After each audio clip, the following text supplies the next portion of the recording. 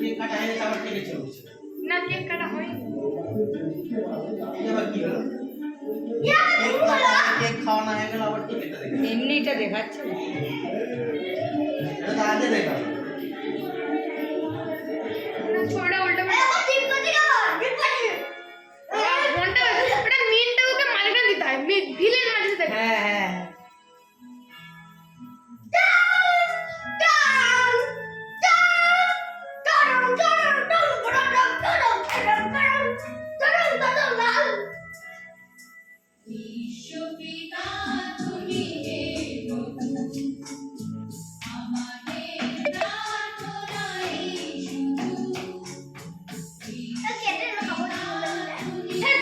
যখন আমরা পাউডার খাবো।